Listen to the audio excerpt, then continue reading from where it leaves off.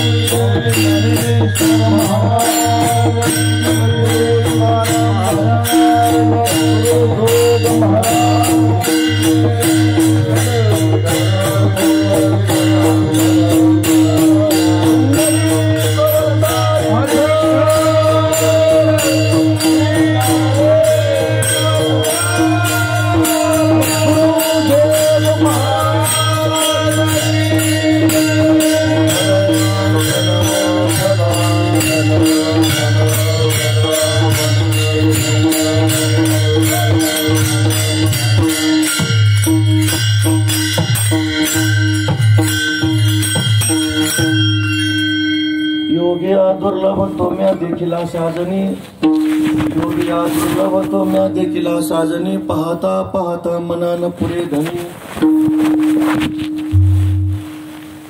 विठ्ठला विठ्ठला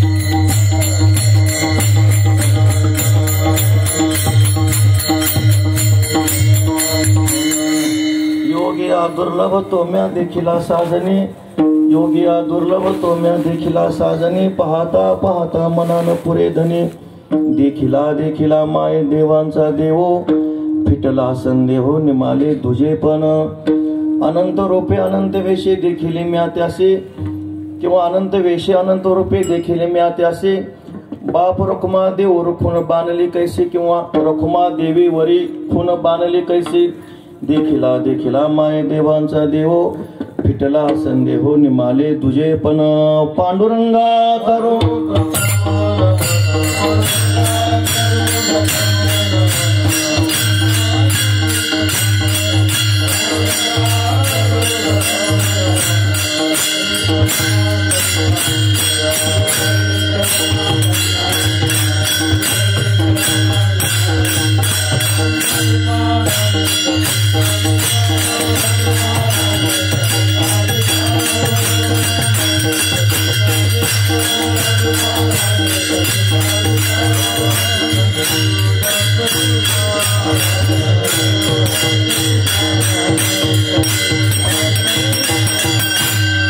ज्ञानेशो भगवान विष्णु निवृत्तिर भगवान हरः सोपानो भगवान ब्रह्मा मुक्ताख्या ब्रह्मचित्कला नमो ज्ञानेश्वरा निवृत्ती उदारा सोपान देवा मुक्ताबाई नमो त्रिभुवन पावने आद्यत्रय जननी देवाची नमो सद्गुरु तुकया ज्ञान दीपा नमो सद्गुरु सच्चिदानंद रूपा नमो सद्गुरु भक्त कल्याण मूर्ती नमो सद्गुरु भास्करा पूर्ण कीर्ती सेवेला गे सेवक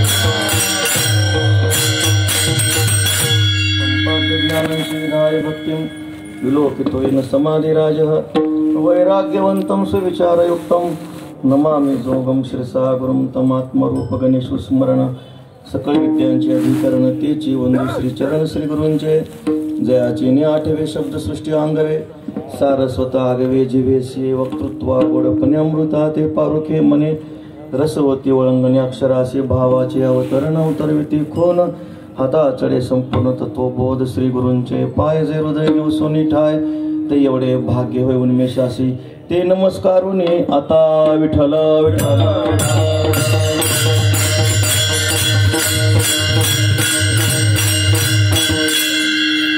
योगिया दुर्लभ तो म्या देखिला साजनी योगिया दुर्लभ तो म्या देखिला साजनी पाहता पाहता मनान पुरे धनी देखिला देखिला माय देवांचा देव फिटला संदेहो निमाले तुझे पण कैवल्य साम्राज्य चक्रवर्ती साधकांचे मायबाप ज्ञानियांचे शिरोमणी अखंड संजीव समाधीस्थ भगवान सद्गुरू श्री ज्ञानोबरायांच्या संजीव समाधी उत्सवाच्या निमित्ताने प्रातस्मरणीय स्वानंद सुखनिवासी सद्गुरू श्री जोग महाराजांच्या दरबारामध्ये पुण्यस्थळीला भगवती इंद्रायणी मातेच्या तटाकावर सेवेला घेतलेला अभंग श्री ज्ञानोबरायांचाच गोड असा प्रसिद्ध सर्वांच्या पाठातील अभंग आहे।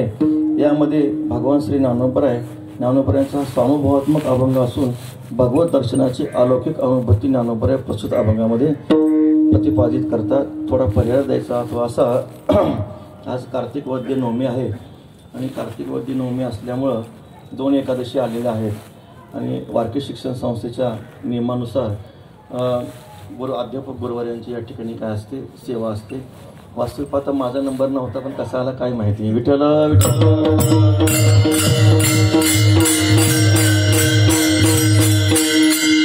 सर्वांना प्रिय असणारे प्रातस्मरणीय गुरुवारी नाना त्यांनी आज्ञा केली। ते म्हटले तुम्ही कीर्तन नाही काय तर आम्ही ज्ञानोबा तुकाराम भजन करू म्हटले। म्हणजे आता त्यांनी सांगितलंय मी नको म्हणत होतो पण सगळ्यांचीच काय झाली सगळ्यांचाच आग्रह झाला। गुरुवारी उल्हास महाराजांना म्हटलं, पण त्यांनी नानांनाच, पूज्य नानांनाच काय केलं, प्रेरणा केली, सर्वांनीच प्रेरणा केली. इथं सेवा करण्याचा अधिकार सद्गुरू जोग महाराज श्री लोकमान्य टिळक त्यांच्या चरित्रातलं उदाहरण सांगतात. सद्गुरू जोग महाराज लोकमान्य टिळक श्री सद्गुरू जोग महाराजांना म्हणायचे, महामनुस्मर विद्येचं तुम्ही भजन करा, तुमच्या भजनाच्या पुण्यावर आम्ही इंग्रजांना हरवू. विठ्ठल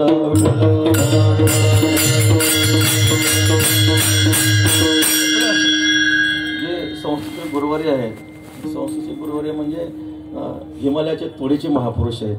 जसं परंपरा आली महाराजांची, सद्गुरू जोग महाराजांची परंपरा आली, त्या परंपरेला योग्य असेल कारण प्रातस्मरणीय सद्गुरू गुरुवर्य आपले सर्वांचे गाथामूर्ती बाबा बोधेबाबा म्हणायचे, अरे या महापुरुषांची पुण्य इतके म्हणे, त्या पुण्यावरही संस्था चालते आणि त्या पुण्यामुळेच हे सर्व विद्यमान गुरुवर्य आहेत, खूप मोठे महापुरुष आहेत. वास्तविक पाहता त्यांनी कीर्तन करायला पाहिजे. महामनुस्मर म्हणजे त्यांनी कीर्तन करावं आणि काही सेवा आम्हाला सांगावी. विठ्ठल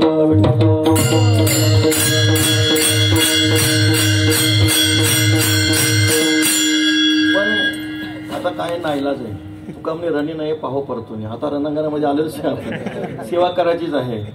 बरं झालं त्यात 7:40 विना माझ्याकडे आला, म्हटलं बरं झालं 10 मिनिटं थोडे पुढे गेले. आता राहिलेले 1.25 तास राहिलेले आहे, काय अडचण नाही.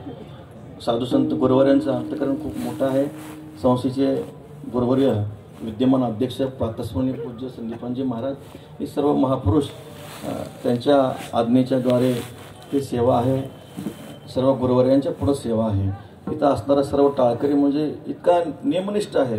ज्ञानोबरांच्या भाषेत बोलायचं झालं तर जयाचे वक्तव्य आहे, गुरुनामाचे मंत्र गुरुवाक्य वाचून शास्त्र हातीनं शिवे, असे असणारे हे सर्व महापुरुष आहेत.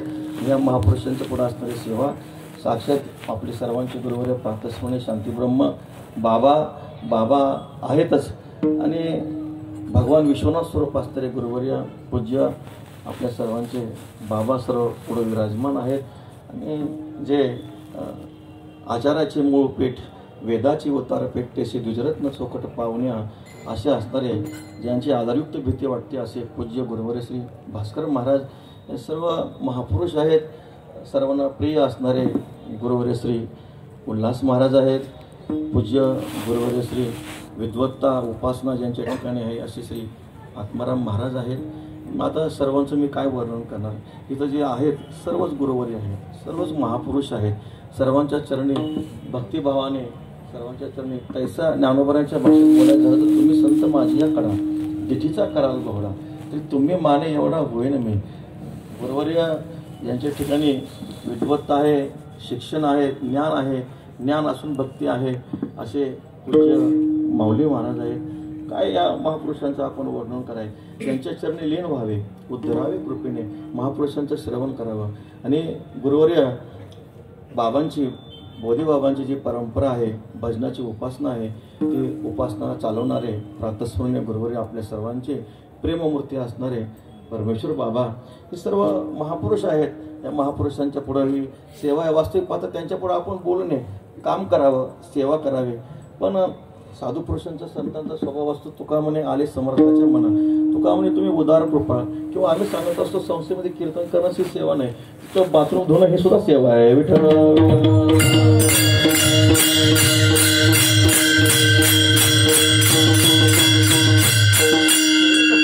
सेवेचा प्रकार सांगत असताना सेवेमध्ये पुष्कळ प्रकार अनुभवाला येतो. हा सगळा सेवेचा प्रकार आहे आणि म्हणून सकाळची असणारी सेवा आहे, गुरुवर्यांची आज्ञा आहे. म्हणून वाचून पढेना वाचेना सेवाय जाणे स्वामीची, ऐशी मज ग्रंथाची योग्यता की असे काही अधिकार नाही. पण तुम्ही त्याशी तुमची अवधान आहे, जेणे रिजा तुम्ही आमच्यावर कृपा कराल तर तुम्हाला योग्य असं आमच्याकडून काय कळेल, वक्तृत्व होईल, भाषण होईल असं ज्ञानोबर आहे. अशा प्रकारे श्री गुरु निवृत्तीनाथांपुढं प्रतिपादन करतात. तद्वत आपल्याला थोडंसं फार चिंतन करायचं आहे. तुमच्या सर्वांच्या अनुग्रहाने, कृपेने जसे सद्गुरू जोग महाराज आपल्याकडून बोलून घेतील तसं आपण चिंतन करण्याचा प्रयत्न करू. भगवान श्री ज्ञानोबा असणारा दरबार आहे.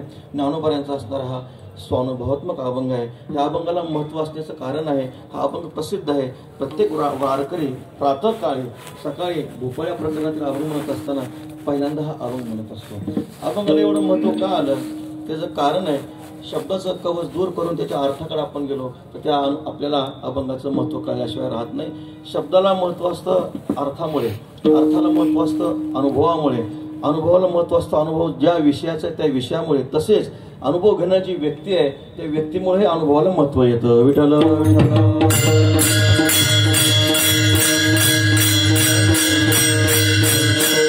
जो अनुभव एखादा अज्ञानाचा नाही किंवा सुरुवातीला अज्ञान असून मग साधन करून अभ्यास करून जे ज्ञानी झालेत अशांचा हा अनुभव नाही. हा अनुभव कुणाचा आहे?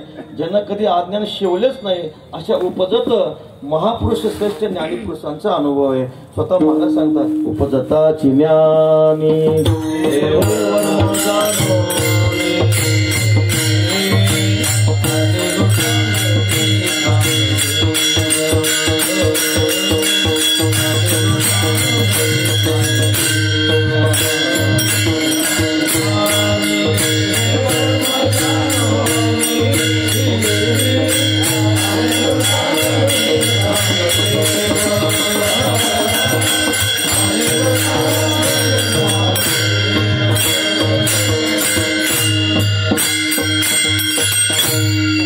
ज्ञानी ज्यांना कधी अज्ञान शिवलंच नाही अशा उपजत ज्ञानी महापुरुषांचा हा अनुभव आहे. ऐके ज्ञान चक्रवर्ती किंवा शांतीब्रह्मनाथ महाराज सांगतात ज्ञानियांचा शिरोमणी वंद्य जोका पूज्यस्थानी चिंतकाचा चिंतामणी ज्ञानोबा माझा. ज्ञानोबा 6व्या अध्यायामध्ये सांगता मोटकी देहाकृती उमटे निज ज्ञानाची पहाट फुटे सूर्या पुढा प्रकटे प्रकाश जायसा तैशी दशेची वाट न पाहता वैशीच्या गावानं येता बाळपणी सर्वज्ञाचा वळी तयाते. हे 6व्या अध्यायातलं जे चिंतन आहे हे चिंतन ज्यांना तंतोतंत लागू पडतं असा हा ज्ञानोबा स्वानुभवात्मक अभंग आहे. इतरांच्या बद्दल बोलायचं झालं तर इतर जर हा अभंग बोलत असतील तर तो एखाद्या विशिष्ट साधन भूमिकेवरचा असेल असं आपण ठरवू किंवा भिन्न भिन्न भूमिकेवरची उद्गार असतील असं आपण ठरवू. पण ज्ञानोबांच्या बाबतीत बोलायचं झालं तर तिथं भिन्न भिन्न भूमिकाच नाही. ज्ञानोबांची अथपासून इथेपर्यंत एकच भूमिका, ती भूमिका म्हणजे फक्त शुद्ध ज्ञानाची. आणि त्या शुद्ध ज्ञानाची भूमिका श्री ज्ञानोबांची असल्यामुळं ती ज्ञानातील जे काही ज्ञानोबांचे बोल आहेत ते शुद्ध ज्ञानातूनच ज्ञानोबांचे सगळे जे बोल असतात ते सगळे बोल बाहेर पडत असतात. ज्ञानोबांनी आपला जो काही स्वानुभव आहे तो स्वानुभव या अभंगातून प्रकट केला. अभंगाचं चिंतन करताना योगिया दुर्लभ कन्या देखील साजनी साजनी शब्द आलेला आहे. ज्ञानोबांच्या कित्येक अभंगामध्ये हा शब्द आहे जागृती पुशी साजनी किंवा जाईन गे माये तया पंढरपुरा बाई हा शब्द ज्ञानोबांच्या वाङ्मयामध्ये आलेला आहे. वास्तविक पाहता ही साजनी बाई माये हा जो शब्द आहे स्त्रीच्या मुखातला शब्द आहे. ज्ञानोबा पुरुष होते, ज्ञानोबा पुरुष नव्हते, खरे पुरुष होते. एरवी विशेष जनोनी जन्मले शोकाधिक दादोले जसे ज्ञानोबा म्हणतात. असे असताना खरे महापुरुष असताना सुद्धा ज्ञानोबाच्या मुखामध्ये ही भाषा येते. त्याचं कारण आहे हे एक रूपक आहे. साजनी शब्दातून आपल्याला काय सुचवतं? हा एक रूपक आहे. जसं संत वाङ्मयामध्ये गवळणी विरहिणी सौर्य असं रूपक आहे. त्या रूपकाच्या द्वारे ज्ञानोबा आपल्या भगवत दर्शनाचा अलौकिक अनुभूती जगापुढे प्रकट करतायत. आपण जर ज्ञानोबांनी भगवत दर्शनाचा आनंद झाला, महापुरुषांच्या मुखातून परमात्मा स्वरूपाची मधुरता ऐकली, श्रवण झाले आणि श्रवण झाल्यामुळे त्या गोपिकाचं वर्णन करत असताना त्या गोपिका काय करतात? परमात्म्याच्या रूपाचं दर्शन व्हावं म्हणून भैला ओलांडून रिता करी घट मिस पाण्याची गोविंदाची चट. काहीतरी निमित्त करावं आणि निमित्त करून त्या परमात्म्याच्या रूप माधुर्याची गोडी काय करावी अनुभवावे. किंवा स्वतः काही ठिकाणी प्रतिकूल असतं, कोणी सुना कोणी लेखी कोणी एकी स्वतंत्र. जे स्वतंत्र म्हणजे स्वतंत्र आहेत ते स्वतः त्या परमात्म्याच्या रूपाची जी माधुरी आहे त्या अनुभूती काय करतात. तो परमात्मा कसा आहे? सौभाग्य सुंदर आहे, लावण्य सागर आहे असा असणारा परमात्मा त्या रूप माधुर्याचं अनुभव गोपिकांनी म्हणजे संतांनी घेतलं, गोपिकांनी घेतलं. आणि जे आता माणसाचा स्वभाव आहे, मनुष्याचा एक स्वभाव आहे, सुख असो दुःख असो, सुख दुःख जगापुढे प्रकट करणं हा माणसाचा स्वभाव असतो. तसे त्या गोपिका जो भगवत दर्शनाचा अनुभव आला तो अनुभव जगापुढं किंवा एकमेकी जे आपले सखी आहेत त्या सखींना उद्देशून बोलतात. तुकोबऱ्याचे गोड अभंग आहे. सुने सुखाचे झाले अनुभव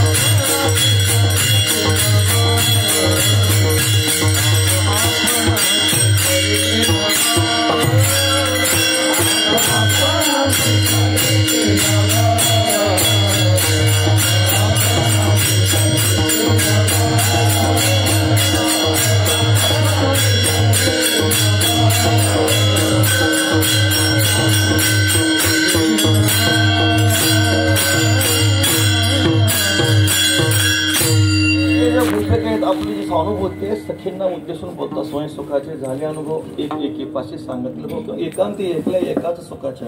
अशा ज्या एका सुखाच्या असतात त्या गोपिका आहेत.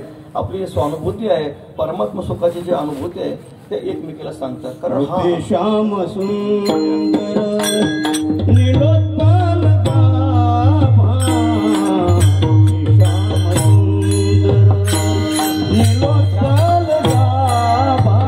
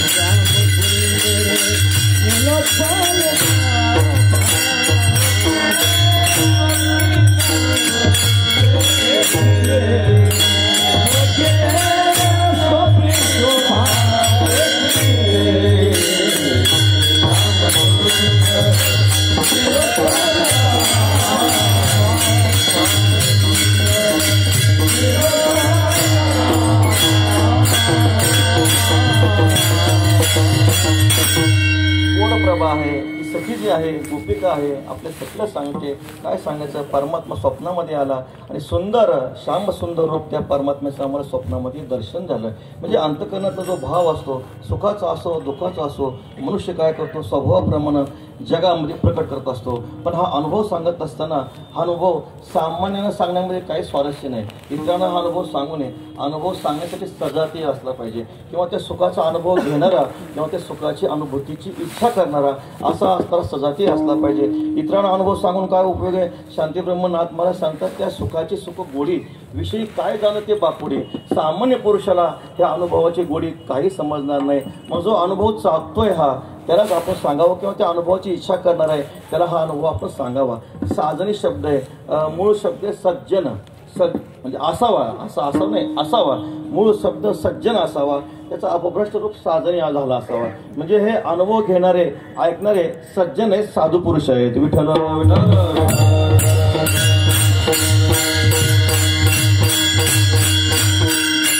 आपण विचार केला तर भक्तिशास्त्रामध्ये परमपुरुष एक परमात्माच मानला जातो. इतर जे आहेत, इतर जे आपण तुम्ही जरी त्यांना काय आपण जीव जो आहे, जीव हा प्रकृती स्वरूप असल्यामुळं जीवाच्या ठिकाणी प्रकृती रूपत्व असल्यामुळं स्त्रीभाव दाखवला गेला. भक्तिशास्त्रामध्ये परमात्माच हा एक परमपुरुष आहे. याविषयी आख्यायिका सांगितली जाते. बंगालमध्ये थोर महापुरुष होते श्री रूप गोस्वामी आणि जीवस्वामी. विठ्ठल विठ्ठल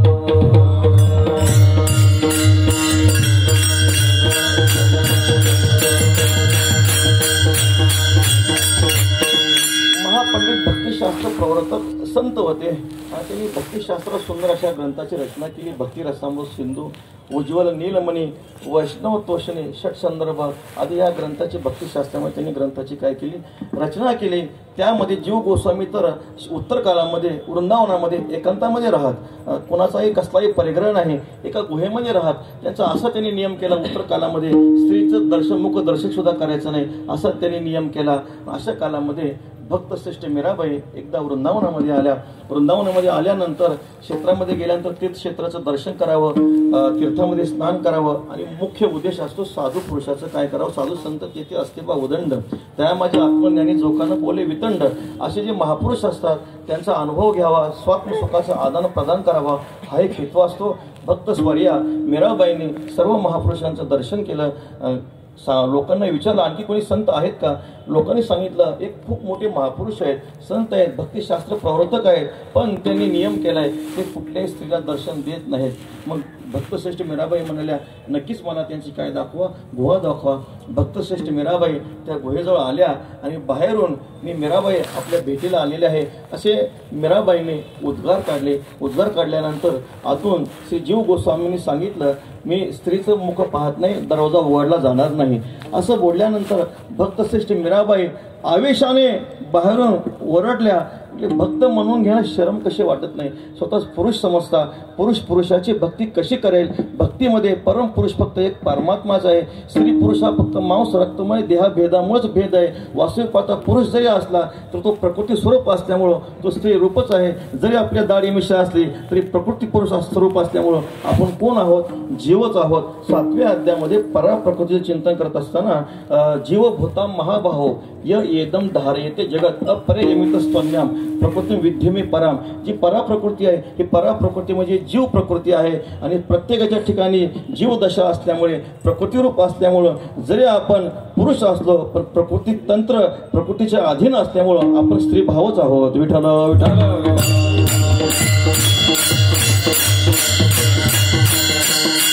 स्त्री पुरुष हा भेदच मावळला नाही, हा हेच का आज केलेला, आज पावे तो उपासनेचं फल आहे.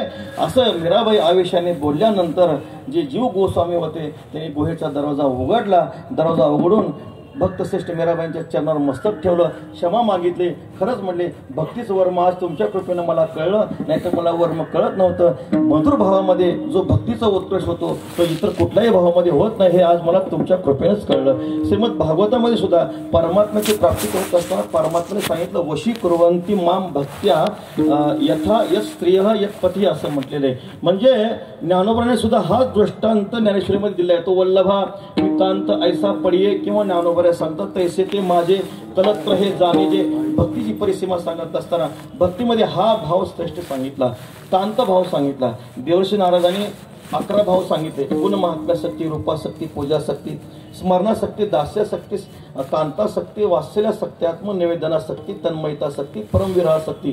त्यातला कांत भावाचं चिंतन करताना, मधुर भावाचं चिंतन करताना कांत शब्दाचा अर्थ, कांत भावाचा अर्थ सांगितला, कम सुखम तस्य अंतः कांतः.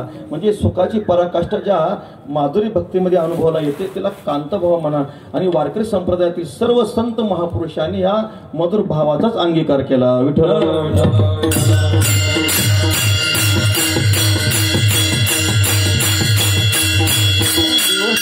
सांगता, जर आपल्या भक्ती करायची असेल तर भक्ती कशी झाली पाहिजे. यथा व्रज गोपिकानाम शांडिल्य महर्षी सांगतात, अतएव तत् भावात बल्लवीनाम. बल्लवीनाम म्हणजे गोपिका. जशा गोपिकांनी परमात्म्याची उपासना केली त्या जाणवेद गर्भीच्या श्रुती रवे रूपे नव्हे मत प्राप्ती ते परतल्या मनोनी नेती माझी सुख संगतीनं पवेची. जाणीव नेणीव गेल्या निश्चयक माझे पावेजे निजात्म सुख. श्रुती जाणवणी हे निष्ठंक गोकुळी त्या देख सुखार्थ आल्या. त्या जाणीव नेणीव गेल्यानंतर परमात्म्याच्या यथार्थ सुखाची अनुभूती भोगायला मिळते. म्हणून भक्तिशास्त्रामध्ये चिंतन करत असताना भक्ती कशी करा, तर त्या गोपिकासारखी करा. तुकाराम महाराजांनी खूप गोड चिंतन केलं. दंत धावनाचा मुका माझे हात, वाद्य वाजती नायके जनमात, करी श्रवण श्रीकृष्ण वेणू गीत, स्वामी तुकड्याचा पूर्वी मनोरथ हो. मन हे गोविंदी देह काम करे हो. त्या गोपिकांची अवस्था सांगत असताना भागवतामध्ये सांगितलं, ता मन मनस्का मत प्राणा मदर ते त्यक्ते देहिका मामेव दयितम प्रेष्ठम महात्मान मनसागतः. या श्लोकाचं भाषांतर तुकाराम महाराज सांगतात, ज्याचे कृष्णी तन मन झाले रत, गृहपती सुत विसरल्या, विषतया झाले धनमान जन, वसविती वन एकांती त्या, क्षणभरे होता वेगळा तयास, होते का सावीस प्राण त्यांचे, त्यांचे ध्यानी मनी सर्व भावे हरी, देह काम करे चित्त त्यापे, त्याचे चिंतन कृष्ण कोठे गेला, कृष्ण हा जेविला नाही, कृष्ण कृष्ण तया ध्यानी, आसनी शयनी देखती त्या स्वप्नी कृष्ण रूप, विसरल्या आम्ही कोणी जातीच्या, विसरल्या तहान भूक घरदार, नाही हा विचार असो कोठे. त्यांनी आपलं मन आपलं प्राण देहाचे सर्व जे काही धर्म आहेत ते सर्व धर्म त्या गोपिकांनी काय केलं, परमात्मा स्वरूपी समर्पित केलं.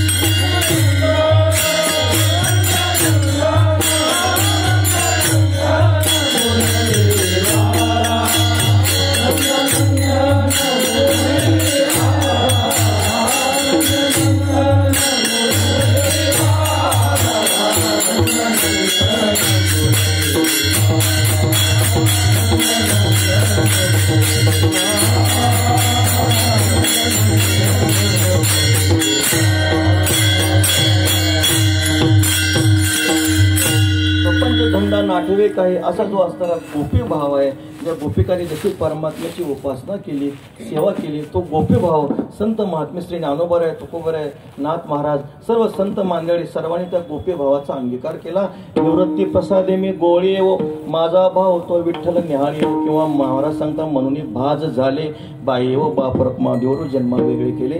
असा गोपी भावाचा अंगीकार करून भगवान श्री ज्ञानोबराय प्रस्तुत अंगामध्ये भगवत दर्शनाची अलौकिक अनुभूती आपल्या पुढे प्रकट करतायत. वास्तविक पाहता सामान्यच्या अनुभवाचं चिंतन केलं, तुमचा आमचा सामान्य जीवाचा जो अनुभव आहे तो भ्रमात्मक अनुभव आहे. त्यांचा अनुभव काय, या विषया वाचून काय, आणि सर्वता रम्यने आव्हाटलीय असता बुद्धी विषय सुखचे परमावधी, हा जीवाचा अनुभव आहे. पण साधू पुरुषाचा, संतांचा जो अनुभव आहे, संतांचा अनुभव कसा असतो, सफल असतो, सुख पर्यवसायी असतो, त्यामध्ये जगाचं कल्याण असतं. मग श्री ज्ञानोबराय आपल्या भगवत दर्शनाची दिव्य अनुभूती सेवेला घेतलेल्या अभंगाच्या प्रथम चरणामध्ये योगिया दुर्लभ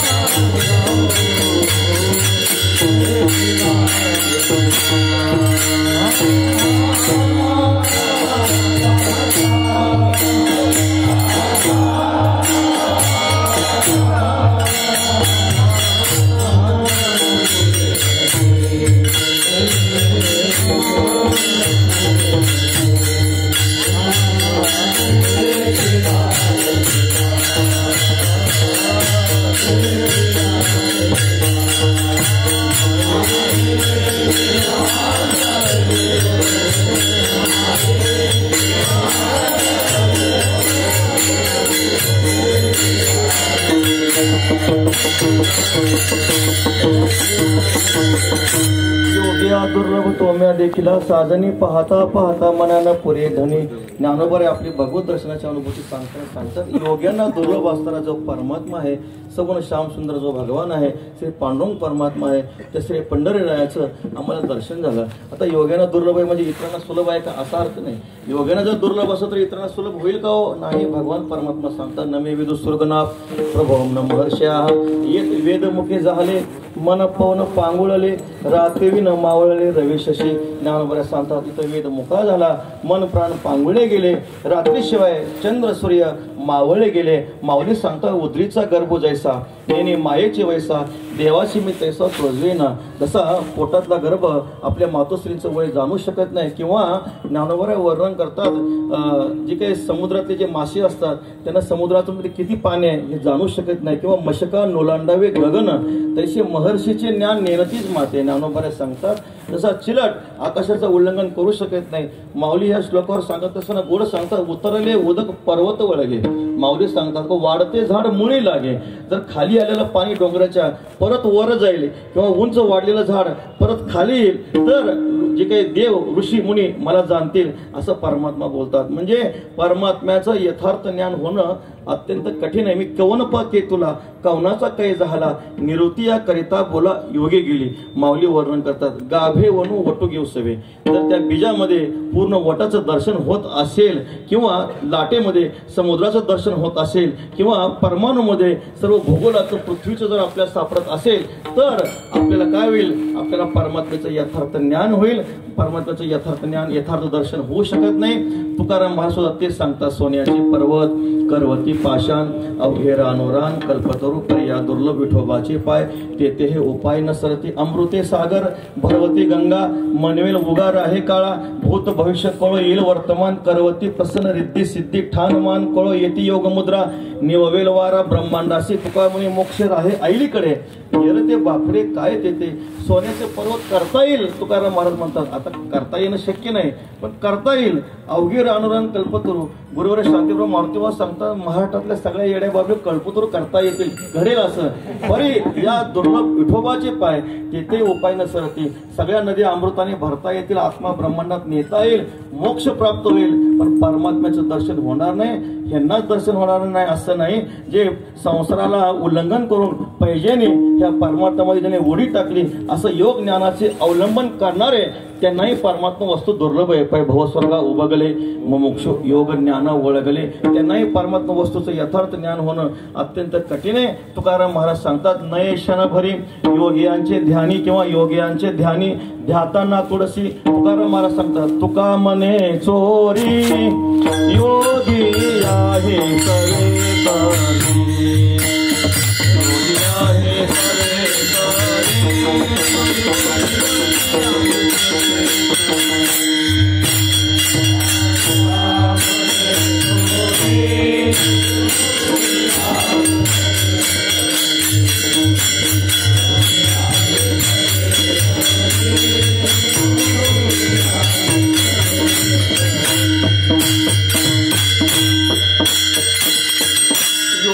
परमात्मा दर्शन आहे किंवा योगियांची हे मानसे उमरडोनी जाय. ज्ञानोबा वर्णन करतात योगाला हे परमात्मा दर्शन होत नाही. असे जे पद दुर्लभ आणि अगाध जे जेथं थळीची वेद चुबकडीत ठेले. ज्ञानोबा म्हणतात ते प्राप्त होण्यासाठी दुर्लभ आहे, जाणण्यासाठी अगाध आहे. ज्याच्या प्राप्तीसाठी वेद अलीकडच्या काठावरच गटांगळ्या खातोय असं जे असणारे परमात्मा वस्तू आहे, परमात्मा पद आहे, त्याचं दर्शन होणं दुर्लभ आहे. पण ज्ञानोबा सांगतात तोम्या देखिला साधनी. पण तो परमात्म्याचं रूप माधुरी अशी आहे पाहता पाहता मना न पुरे धनी. परमात्मा इतका सौभाग्य सुंदर लावणी आगर सुख सागर आहे, त्याला कितीही पाहिलं ते परत परत पाहावंच वाटतं. लावण्याचं सौंदर्याचं खऱ्या रमणीयतेचं लक्ष सांगत असताना प्रतिक्षणम यन नवतम विधत्ते तदेव रूपम रमणीयताया असं म्हटलंय. प्रत्येक वेळा ते रूप जेव्हा प्रत्येकाला नवीन नवीन वाटलं समजावं एक खरं सौंदर्य आहे. आपण पांडुरंग परमात्म्याचं दर्शन करतो, वारीला जातो, वारीला गेल्यानंतर वारकरी पांडुरंगाचं दर्शन करतात. दर्शन केल्यानंतर वारकरी तिथून काही जातच नसतात, पण ते पोलीस असतात म्हणून जावं लागतं. पण ते गेल्यानंतर वारकरी परत डबल बारीत घुसतात, चुकून घुसतात. बरं परत गरुड खांबापाशी आले टाचा वर करून देवाला पाहतात. जोपर्यंत पोलीस गाभाऱ्यातून बाहेर ढकलत नाही तोपर्यंत वारकरी जागेवरच असतात. का पाहता पाहता मना न पुरे धनी. परमात्म्याला किती पहा जी काही तृप्ती आहे ती तृप्ती होत नाही. पर्यंती सदा तेची परी भोगी नवीन नवीन रुची. तुकाराम महाराज सांगतात तुका म्हणे पोट भरे परी ते उरे भूक पुढे. ज्ञानोबरीच्या 18व्या अध्यायातल्या खूप गोड ओव्या आहेत. अनन्य प्रीतीचा प्रकार सांगताना माऊली सांगतात वत्स धालयाय वरी धेनू न वसावी दोरी. अनन्य प्रीतीची परी ऐशी तशीच आहे. त्यांनी काजेविनही बोलावे, ते देखिले तरी पहावे, भोगिता चाड दुनावे पर्यंत ठाई. झालेलं आहे, वत्स तृप्त झालंय, पण धेनू दूर जावे वाटते का? वाटत नाही. काय काम नसताना बोलावं, परत पाहावं, परत परत पाहावं, हे अनन्य प्रीतीचं लक्षण ज्ञानोबा आपल्याला सांगतात. म्हणजे परमात्म्याचं रूप मधुरताच अशी आहे, किती जरी परमात्म्याला पाहिलं तरी परत परत त्या परमात्म्यालाच पाहावं वाटतं. सुंदर स्वरूपाचं चिंतन, कारण त्याचं कारण आहे परमात्मा हा लावण्य मनोहर आहे, सुंदर आहे. सुंदर शब्दाचा अर्थ करत असताना सुष्ठू उन्नती आर्ध, जे म्हणजे जो चित्ताला आर्ध करतो, चित्ताला जो आकर्षक करतो त्याला सुंदर म्हणा. ज्ञानोबा सांगतात, तरी माझं पाहता मुकुंदा तो ऐसाची व्यापकू सदा, भक्तानुग्रह तया मुग्धा रूपाती धरिसी, कैसे चहूभुजांचे सावळे, पाहता ओलावती मन डोळे, हेव देवजी तरी आकडे दोहीची बाहे. ज्ञानोबा वर्णन करतात, ते मन आणि डोळ्याला आकर्षित करतं परमात्म्याचं रूप, परत परत पहा वाटतं. चार भुजांचं जे सावळं रूप आहे, किरीटिनम गदिनम चक्र असतं, ते परत परत पहावं वाटतं. भक्तश्रेष्ठ मीराबाईंच्या जवळ परमात्मा आले, भगवान श्रीकृष्ण परमात्मा आले, भगवान परमात्म्याने सोंगट्या खेळल्या, भगवती मीराबाईंनी नृत्य केलं, भजन केलं, पद गाऊन दाखवले. आता भगवान म्हणतात, मीराबाई जातो, मी जातो म्हटल्यानंतर मीराबाईंच्या डोळ्यामध्ये पाणी आलं. मीराबाईंच्या डोळ्यामध्ये पाणी आल्यानंतर भगवान म्हणतात, मीराबाई का पाणी आलं? तेव्हा मीराबाई म्हणतात, तनक कंकर के परे नैन होत बेचन, मेरा अब कैसी करे भरे श्याम से नैन. विठ्ठल विठ्ठल.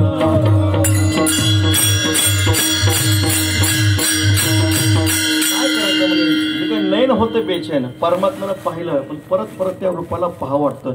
सौंदर्याचं परिसीमा सांगत असताना ज्ञानोबा सांगतात, सुंदरता म्हणजे काय? अंगाचे सुंदरपणे लेणे असे अंगाचे वय लेणे, त्यात अलंकारिले कवन कणे हे निर्वचन माऊली सांगतात. खरी सुंदरता ती आहे. खरी सुंदरता म्हणजे अलंकारामुळे शोभवंत नसतो, ज्याच्यामुळे अलंकाराला शोभा आहे. मस्तकी मुकुटा ती ठेविले, की मुकुट मस्तक झाले, शृंगारा लेणे लादले अंगाचे जया. किंवा तुकाराम महाराज म्हणतात, रडे अलंकार दैन्याची एकांती. असं कधी कधी घडतं, पण खरं सौंदर्य ते आहे की त्या शरीरामुळंच अलंकाराला, दागिन्याला शोभा प्राप्त व्हावी. परमात्मा मंडनम मंडनानाम आहे, समचरण सरोजम सांद्र निलांबुदावम जगन निहित पानम मंडनम मंडनानाम, तरुण तुलसीमाला कंदरम कंजनेत्रम सदैधवलहासम विठ्ठलम चिंतयामी. परमात्मा हा अलंकाराला अलंकार आहे. परमात्मा इतका सुंदर आहे. पहा, संकादिक मुनी अक्षर ब्रह्मामध्ये सतत निमग्न असतात, ते कधी देहावर येतच नाहीत. त्यांना काय झालं, एकदा श्यामसुंदर परमात्म्याच्या रूपाचे चरणावरचं जे काही सुगंध आहे, चरणावर जे तुळशीपत्र आहे, त्या तुळशीपत्रावरचा जो सुगंध आहे, चरणाचा जो मकरंद आहे, तो मकरंद अक्षर ब्रह्मामध्ये निमग्न असणारे संकादिक त्यांच्या नाशिकरंध्रातून अंतकरणामध्ये प्रविष्ट झाला. परिणाम, सतत अक्षर ब्रह्मामध्ये निमग्न असणारे संकादिक त्यांचेही मन विचलित झालं. विठ्ठल विठ्ठल.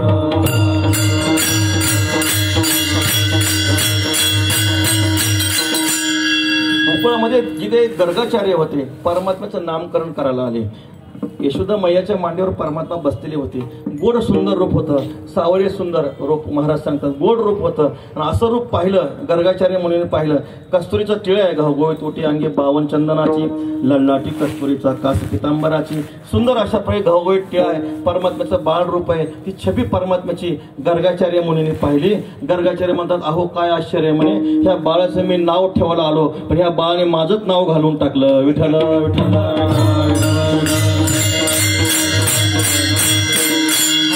नामकरणाय समागतो मा लोपितम पुनः अनेन ममेव नाम. गर्ग संहितेमध्ये म्हटलंय, मी परमात्म्याचं नामकरण करायला आलो, पण त्या परमात्म्याने काय केलं, माझंच जे नाव आहे माझंच नाव घालून टाकलं. परमात्म्याची रूप माधुरीच असे, परमात्म्याचं सौंदर्यच असे, किती पाहिलं परमात्म्याला तरी परमात्म्याला पाहावंच वाटतं.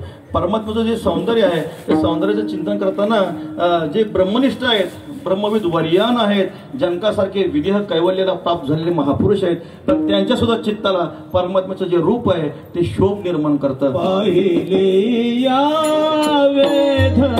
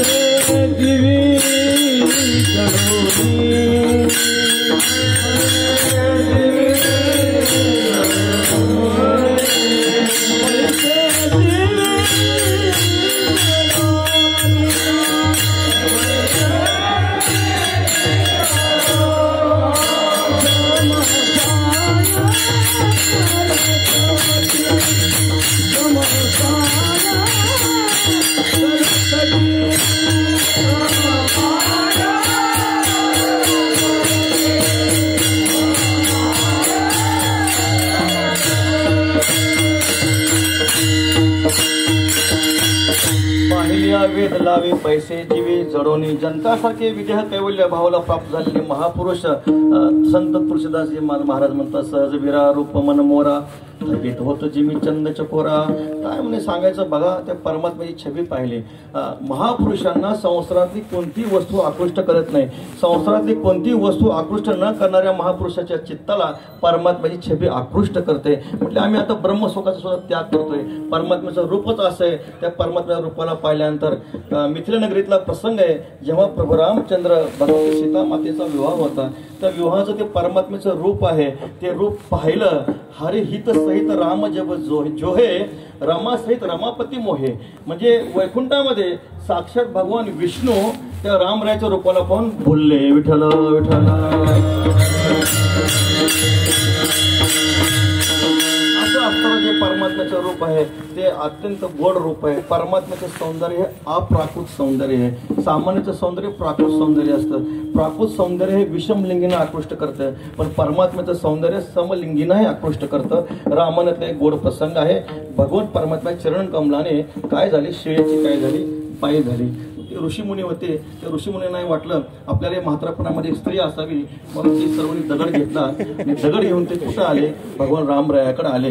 रामरायाकडे आल्यानंतर परमात्म्याची छबी पाहायला आले. आणि ते स्त्री मागायला आले होते, पण परमात्म्याचं रूप पाहिल्यानंतर ते परमात्म्याला म्हणतात, परमात्मा तुम्ही आम्हाला तुमच्या स्त्रिया करून घ्या. पुरा महर्षे सर्वे दंडकारण्य वासिनः दृष्ट्वा रामम हरिम तत्र भोक्तुम ऐच्छन सुविग्रहम. त्यांच्या अंतकरणामध्ये इच्छा निर्माण झाली की परमात्म्याचं रूप आम्हाला भोगायला मिळावं. ते सर्व स्त्रीत्व आपण हा समुद्भूताश्य गोकुले. मग त्यांना काय परमात्म्याने सांगितलं, ह्या अवतारामध्ये मी एक वचनी आहे, एक बाणी आहे, एक पत्नी आहे. पुढच्या अवतारामध्ये मात्र तुमचं काय करू, मनोरथ पूर्ण करू. म्हणजे परमात्म्याचं रूप समलिंगीनाही आकृष्ट करतं. परमात्म्याचं रूप सजातीयाला आकृष्ट करतं असं नाही, विजातीयालाही आकृष्ट करतं. सौंदर्याचं चिंतन करताना सजातीयानंच रूप आकृष्ट करत असतं. माणसाचं माणसांना, पशुचं पशूंना, पक्षाचे पक्ष्यांना. पण परमात्म्याचं रूप असं आहे, विजातीय जरी असला तरी परमात्म्याचं रूप आकृष्ट करतं. रामायणातला गोड प्रसंग आहे. रावणाला मारल्यानंतर भगवती सीता मातेला बिभीषणजी घेऊन येत असताना पालखीमध्ये भगवती सीता माता होत्या. सर्व वानर म्हणतात ज्यासाठी एवढा आटापिटा केला ते आईसाहेब कशात तरी पाहावं म्हटले. आणि मग ते सर्व वानर जे होते त्या पालखीजवळ जातात, तो पडदा जो असतो दूर करतात, आईसाहेबाचं दर्शन करतात. दर्शन करून नाक जे काय आहे, नाक डोळे मुरडतात, जरा कसतर करतात, वाईट वाटल्यासारखं करतात. शेजारच्यांनी विचारलं, म्हटले असं का करतं. म्हणले आम्हाला वाटत होतं भगवती सीता माता खूप सुंदर आहे. काही सुंदर नाही म्हणले, छोटस शेपूट सुद्धा नाही. म्हणजे आता वानर जातीमध्ये शेपूट असणं हे सौंदर्याचं लक्षण सांगितलं. आता भगवती मातेचं सौंदर्य वानरांना सुंदर का वाटलं नाही, कारण विजातीयता आली. वानर आणि भगवती सीता माता विजाती आहे. परमात्मा पण ते विजाती असणारे तेच वानर सीतेचं सौंदर्य वाटलं नाही, पण त्याच वानरांना प्रभू रामरायामध्ये सौंदर्य वाटलं. विठ्ठल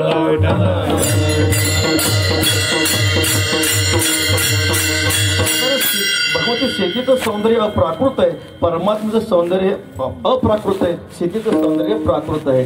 आता रामायणातला गोड प्रसंग आहे. ज्यावेळेस खर दूषण त्रिशिरा त्या पंचवटी क्षेत्रामध्ये प्रभू रामचंद्र आले. प्रभू रामचंद्र आल्यानंतर ते खर दूषण त्रिशिरा म्हणतात, हा मग भरी जन्म सुन ही सबब आहे, देखी नाही असं सुंदरता आहे. म्हटले पहा, यद्यपि भगिनी केनी कुरूपा वद लायक नाही पुरुष अनुपा. ते खर दूषण म्हणतात, अरे आमचं सर्व आयुष्य गेलं, पण अशी परमात्म्याची सुंदर छबी आम्ही कधी पाहायलाच मिळाली नाही. असू द्या, यद्यपि भगिनी केनी कुरूपा, जरी तिने आपल्या बहिणीला कुरूप केला असं चांगल्याची ती त्याच लायकीची होती, म्हणजे कुरूपच करायला पाहिजे होतं. पण त्या परमात्म्याचं सुंदर रूप आहे, त्या परमात्म्याला मारावं असं आम्हाला वाटत नाही. असं त्या खरं दूषण अशा प्रकारचे जे आहेत राक्षस, त्यांनाही परमात्म्याचे जे काही रूप आहे, रूप छबी आहे, मोहित करते. 11व्या अध्यायामध्ये खूप गोड चिंतन केलं. श्री अर्जुन आहेत, अर्जुन देवाला म्हणतात, देवा आम्ही योगजात अभ्यास आहे, त्याने याची अनुभवा यावे, शास्त्रात आलोटावे, पण सिद्धांत तो हाची. आम्ही यजने किजती सगळे, ते फळे फळावे येण्याची फळे, कीर्ते होतो सगळे याची लागे. आणखी काही जे जे दान पुण्य आम्ही किजे, त्या फळी फळ हेची तुझे चतुर्भुज रूप. चराचर विनोदे पाहिजे, त्याने सुखे घरी राहायचे, तसे चतुर्भुज रूप तुझे तो विसावा. आम्हा भोग मोक्षाच्या ठाई, श्रीमूर्ती वाचुनी नाही, म्हणून तैसाचे साकारू होये सावरी. आता ते किती गोड रूप आहे. ज्ञानोबा सांगतात, कैसे निलोत्पला ते रावीत. आकाशही रंगू लावीत, तेजाची ओज दावीत इंद्रनिळा, जसा परिमळ झाला मर्गजा, आकाशाची निघाली या भुजा, ज्याची जाणूवरी मकर ध्वजा, जोडली भरव माऊली सांगता इंद्रधनुष्याची आडणी, माझी मेघ गगनरंगणी, तैसे आवरिले शारंग पाणी, वैजयंतिया कवनी ते उदार गदा, असुरा देत कैवल्य सदा, कैसे चक्रहन गोविंदा, सौम्य तेजे मिरवे किंबहुना स्वामी, ते देखाव्या उत्कंठित पामी. परमात्म्याचं रूप असे पाहता पाहता मना न पुरे धनी. त्या गोपिका म्हणतात अटती यत भवान नन्नी काननम, त्रुटील युगायते त्वाम अपश्यताम, कुटील कुंतलम श्री मुखंचते, जळ उदीक्षताम पश्चिमकृद्वशाम. त्या गोपिका म्हणतात काय परमात्म्याचं रूप आहे. जेव्हा परमात्मा वनामध्ये जातात त्यावेळेस आम्हाला दिवसभर परमात्म्याचा वियोग होतो, पण जेव्हा परमात्मा गोकुळामध्ये येतात ते परमात्म्याचं रूप पाहतो आम्ही. पण जो आम्हाला विरह होतो, त्रुटील युगायते त्वाम अपश्यताम, एक त्रुटी सुद्धा युगाप्रमाणे आम्हाला होते. म्हणजे पहा क्षण आहे, तुका म्हणे क्षण क्षणात जातो काल. एका क्षणाचे 2700 भाग केले, त्यातला एक भाग त्रुटी होतो, आणि एक त्रुटी म्हणजे 4 अब्ज 32 कोटी वर्ष युगा येते. म्हणजे एक त्रुटी गेली तर एवढे वर्ष गेल्याप्रमाणे त्या गोपिकांना दुःख होतं. कुटील कुंतलम श्री मुखंचते. त्या गोपिका म्हणतात ब्रह्मदेव ज्याला जड बुद्धीचा असं आम्हाला वाटतं. त्या पापण्या ज्या आहेत परमात्म्याचं रूप पाहताना मध्ये काय करतात, अडथळा करतात. पाहता पाहता मना न पुरे धनी, तृप्तीच होत नाही. परमात्म्याला किती पाहिलं तर त्या पापण्या जडबुद्धीचे आहेत. परमात्म्याच्या विग्रहाचा सौंदर्याचा भोग घेताना त्या काय करतात, प्रतिबंध करतात. तुलसीदास महाराजांचे एक सुंदर पद आहे, आपल्या सर्वांना माहिती आहे, ठुमक चलत रामचंद्र. एखादा सामान्य कवी असता परमात्म्याचं रूप माधुरीचं वर्णन करताना एखाद्या कमलाची त्यांनी उपमा दिली असती, किंवा एखाद्या चंद्राची उपमा दिली असती, कशाच तरी उपमा दिली असती. पण तुलसीदास महाराजांनी परमात्म्याच्या रूपाचा जे काही आनंद घेतला, छबी पाहिली, पण त्या रूपाला कोणती उपमा द्यावी तुलसीदास महाराजांना काय ते समजलं नाही. तुलसीदास अति आनंद निरखके मुखारविंद, परमात्म्याची मोहिनी रूप पाहिलं, आनंद झाला.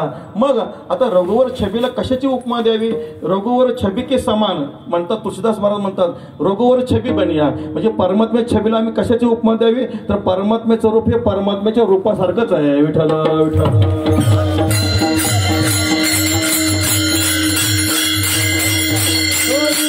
धानी पाहता न पुरे, सोयाची धानी पाहता न पुरे,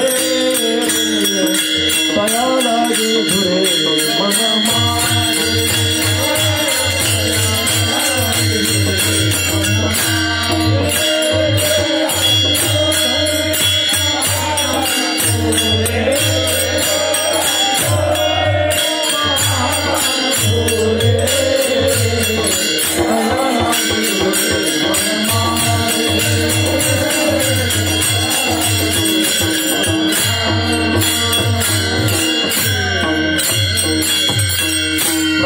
पाय पुढे साडून श्रीमुख नयनी न देखता, सावळी रूपडी चोरटे चित्ताचे उभे पंढरीचे विटेवरी.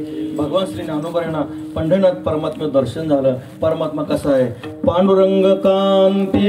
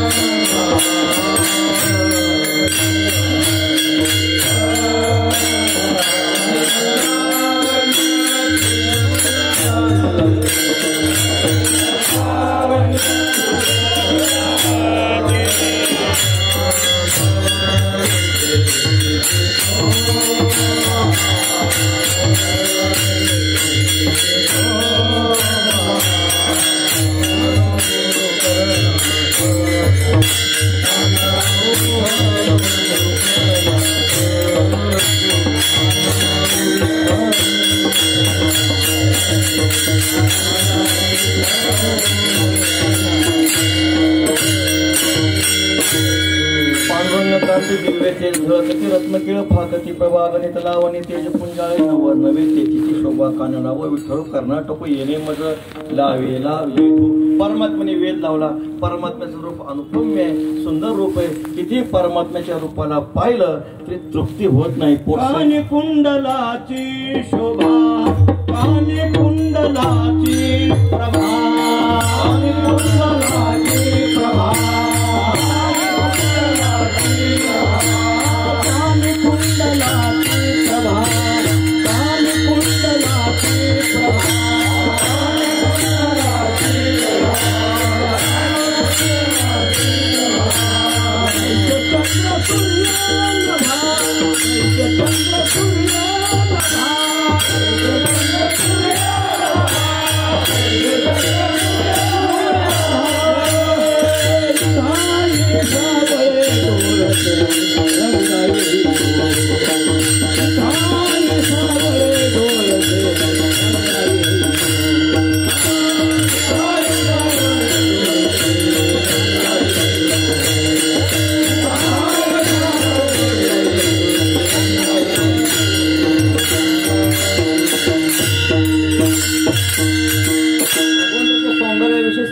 इतके प्रमाण आहेत.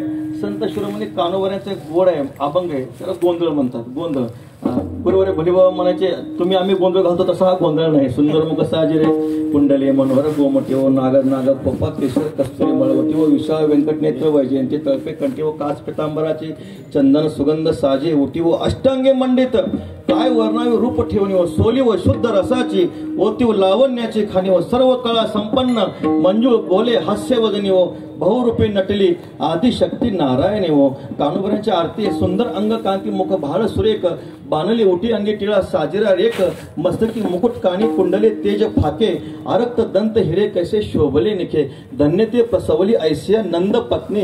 सर्वांनी परमात्म्याच्या रूपाचं इतका गोड चिंतन केलं, त्या अभंगाचं नुसतं उच्चार जरी केला तर त्या परमात्म्याच्या रूपाची अनुभूती नक्की येते. असे जे काय असतं संत वाङ्मयामध्ये संतांची जी वचनं आहेत गोड आहेत. ज्ञानोबा सांगतात त्या रूपाला आम्ही पाहिलं, पाहता पाहता मनानं पुरे धनी. कितीही पाहिलं तृप्ती होत नाही. का होत नाही हो? पोट सेवितानंद आहे, भूक भुकेलीच राहे. तुका म्हणे पाहे कोण वास मुक्तीची. त्याचं कारण आहे संसारातल्या पदार्थाच्या दर्शनामध्ये उद्विग्नता आहे, पारतंत्रता आहे, अनित्यता आहे. पण परमात्मा दर्शनामध्ये कधी उद्विग्न येत नाही. शांतीब्रह्म गुरुवर्य बाबा सांगत असतात सांसारिक पदार्थामध्ये नेहमी उद्विग्न येते. पंक्तीला बसल्यानंतर आपल्या सर्वांना उदाहरण माहिती आहे. पंक्तीला बसल्यानंतर संसारिक जे पदार्थ आहेत त्यामध्ये उद्विग्नता आहे, परमात्मा दर्शनामध्ये उद्विग्नता नाही. पंक्तीला बसलं सुरुवातीला पंक्तीचे मालक साधा भात वाढतात, वारकरी मंडळी आनंदानं साधा भात खातात. पण तो पंक्तीचा मालक काय करतो? मसाला भात आणतो. वारकरी काय करतो? पांढरा भात बाजूला ढकलतो, मसाला भात येऊ देत नसतो. आणि मग पुढं तो पंक्तीचा मालक दूध भात घेऊन येतो. वारकरी काय करतात? मसाला भात बाजूला सरकवतात, दूध भात येऊ द्या म्हणतात. सांसारिक पदार्थामध्ये उद्विग्नता आहे, पण परमात्मा दर्शनामध्ये कसल्याही प्रकारची उद्विग्नता नाही. तुका म्हणे पोट भरे परिते उरे भूक पुढे जे विटे ना सरे किंवा वीट नाही पांडुरंगी वाडे अंगी आर्तते. परमात्मा दर्शनामध्ये कधीही वीट येत नाही, उद्विग्नता नाही. व्यावसायिक दर्शनामध्ये सांसारिक पदार्थामध्ये पारतंत्रता आहे. विषयाच्या भोगामध्ये भोग्य भोग भोगता त्रिपुटी करून विषयाचा भोग भोगावा लागतो. परी ते वेगळेपणे भोगी जे जसे पक्षीय फळ चुंबी जे तसे नव्हे ते विसरी जे भोगिते पण हे परमात्मा दर्शनामध्ये. आणि वैश्विक दर्शनामध्ये सांसारिक पदार्थाच्या अनुभवामध्ये अनित्यता आहे, सुखामध्ये अनित्यता आहे, पण परमात्मा सुखामध्ये अनित्यता नाही. महाराज सांगता अंत पार नाही लेखा गोकुळीच्या सुखा. परमात्मा दर्शन असं आहे, त्या परमात्मा दर्शनामध्ये दर्शनाचा जो सुख आहे त्यात कधी अंतही नाही, त्याला कधी मर्यादाही नाही. असं जे परमात्मा वस्तू आहे आम्ही पाहिली, पाहता पाहता मना न पुरे धनी. तृप्ती होतच नाही, तृप्ती भुकेली काय करू माये जीवनी जीवन कैसे ताने जात आहे मन धाये परीन धाये पुढत पुढत राजा विठ्ठल पाहे. श्री ज्ञानोबा सांगतात असा योग्यानं दुर्लभ असणारा जो परमात्मा आहे आम्ही त्याला पाहिलं, पण तो नेमका कोण आहे त्याचा निर्देश श्री ज्ञानोबा अभंगाच्या दुसऱ्या चरणात. देखिला देखिला पाय देवाचा देवा देखिला देखिला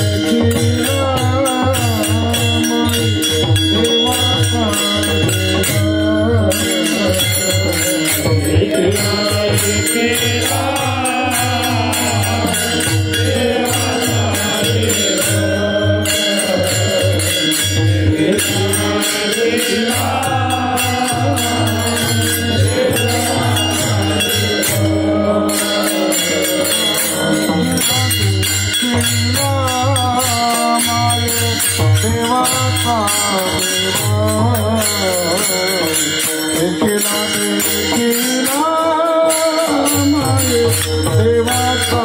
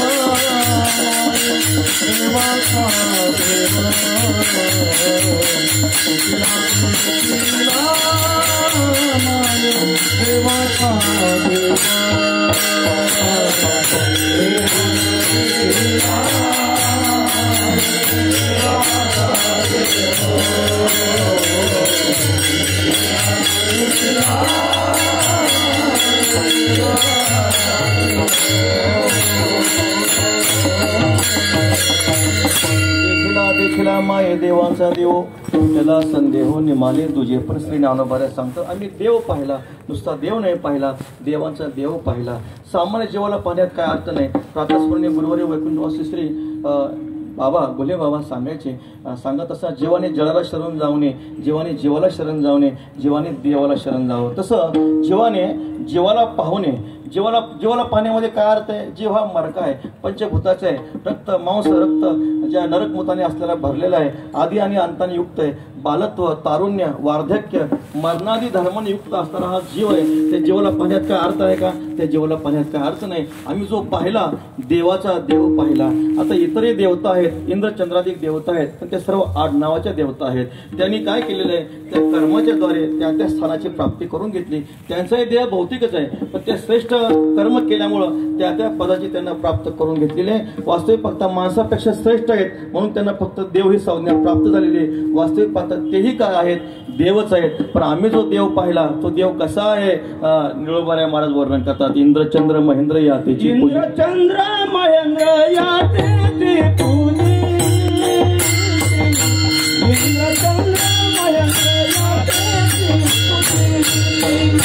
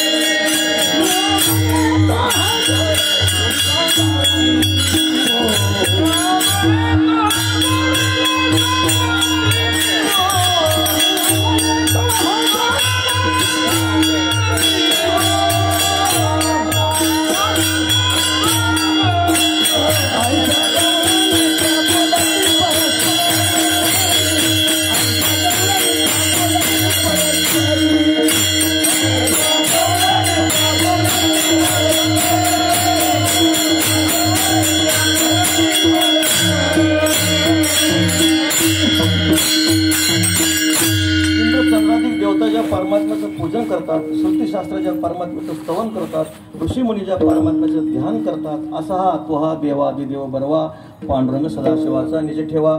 बाप रुक्मादेव 25-24 मूर्ती वेगळा. एक उपनिषदामध्ये कथा लिहिली आहे. देव आणि राक्षसांचं असुरांचं युद्ध झालं. त्या युद्धामध्ये परमात्म्याच्या कृपेमुळं देवाला विजय प्राप्त झाला. पण देवानं वाटलं हा विजय आपल्यामुळेच प्राप्त झाला. परमात्म्याने एक लीला केली. एका दिव्य स्वरूपामध्ये परमात्मा प्रकट झाले. प्रकट झाल्यानंतर इंद्रादिक देवतांनी अग्निदेवाला सांगितलं तुम्ही जा आणि हे दिव्य स्वरूप काय ते पाहून या. आता ज्यावेळेस ते अग्निदेव त्या दिव्य स्वरूपापुढे येतात, ते पळत पळत येतात. त्यांची त्रेधा उडते, घाबरून जाते की दिव्य स्वरूप कोण आहे, ओळखायला येत नाही. मग त्यावेळेस स्वतः परमात्मा अग्निदेवाला म्हणतात आपण कोण आहात. त्यावेळेस अग्निदेव सांगतात मी कोण आहे, मी अग्नी आहे, जातवेद माझं नाव आहे, सर्व ब्रह्मांडात जाऊन टाकू शकतो. परमात्म्याने काय केलं, एक काडी आहे, काडी समोर टाकली. म्हणजे ब्रह्मांडाला नंतर जावा, आधी काडीला जावं. काडी टाकल्यानंतर अग्निदेवाला काय ती काडी जाळता आली नाही. कारण याची या महातेजे तेज भूताशना यच चंद्रमशी यच्चाग्नो तत्तेज विधी महामकम. परमात्म्याने ते तेज दिलं होतं. अग्निदेव काय झाले, त्यांचे सगळं नाराज झाले, माघारी आले. इंद्रादिक देवतांनी वायुदेवाला सांगितलं आपण जा. वायुदेव आले, आपण कोण आहात, मी वायू आहे. मातरिश्वाई माझं नाव आहे. ठीक आहे, आपलं कार्य काय? मी सर्व ब्रह्मांडाला ओढवून टाकतो म्हणे. ओढवून टाकू शकतो. ब्रह्मांडाला नंतर ओढवा, पहिल्यांदा एक काडी ओढवा म्हटली. आणि मग ती काडी समोर ठेवली. जशी अग्निदेवाची फजिती झाली तशीच वायुदेवाची फजिती झाली. शेवटी इंद्रदेवता आले, परमात्मा गुप्त झाले, दिव्य स्वरूपामध्ये आदिमाया शक्ती भगवती देवी प्रकट झाल्या, ब्रह्मविद्या प्रकट झाल्या. अरे इंद्रा, हे साक्षात परब्रह्म आहे, यांच्या कृपेनेच तुला विजय प्राप्त झालेला आहे. परमात्म्याच्या सामर्थ्यामुळेच तुम्ही सर्व देव काय आहात? विजयी आहात. विठ्ठल गोलोक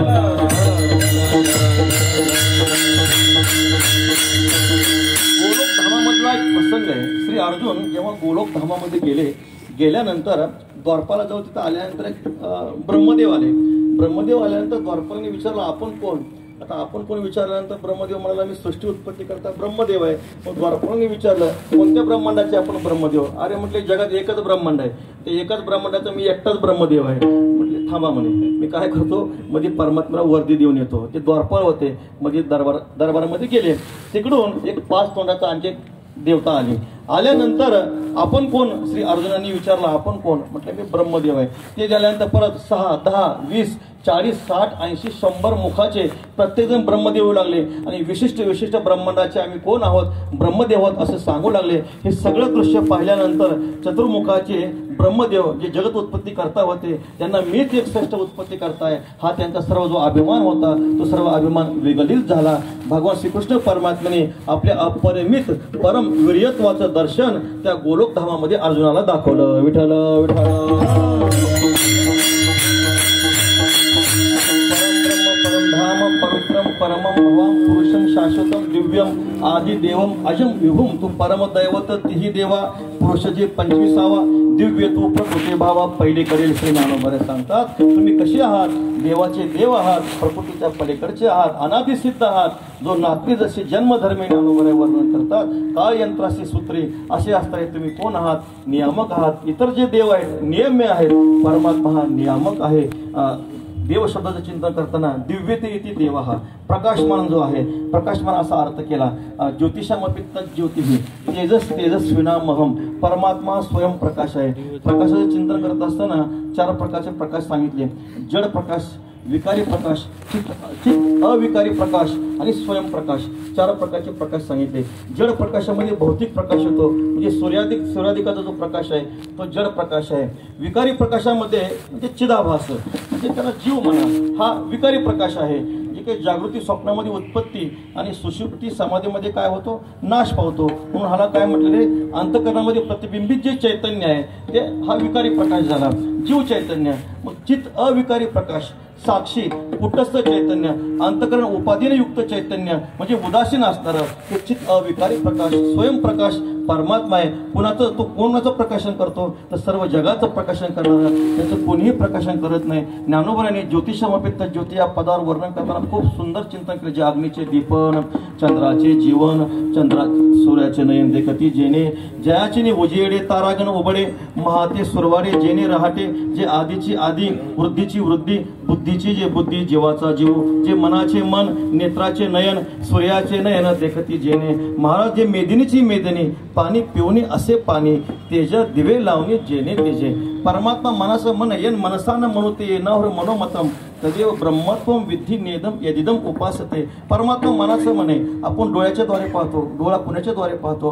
परमात्म्याच्या द्वारे पाहतो. आपण कानाने ऐकतो, कान कुणाच्या द्वारे ऐकतं? आपण वाणीनं बोलतो, वाणी कुणाच्या द्वारे बोलते? आपण पृथ्वीवर राहतो, पृथ्वी कुणावर राहते? आपण पाणी पितो, पाणी कुणाचं ग्रहण करतं? तेजा दिवे लावणी जेणे तेजे. ज्ञानोबा वर्णन करतात. म्हणजे असा जो परमात्मा आहे, स्वयंप्रकाश परमात्मा आहे, त्या परमात्मा स्वरूपाचं चिंतन करताना श्रुतीमध्ये सांगितलं तो परमात्मा येतो वा इमानी भूतानी जायंते. उपनिषदामध्ये सांगितलं जन्मात कसे येतात, किंवा ज्ञानोबा पहिल्या अध्यायाच्या पहिल्या ओळीमध्ये सांगतात की परमात्मा वस्तू अशी आहे, आद्य आहे, वेद प्रतिपाद्य आहे, स्वसंवेद्य आहे, आत्मरूप आहे, अशी ती परब्रह्म वस्तू जी आहे त्या परब्रह्म वस्तूचं आम्ही काय केलं? दर्शन केलं. देखिला माये देवांचा देव.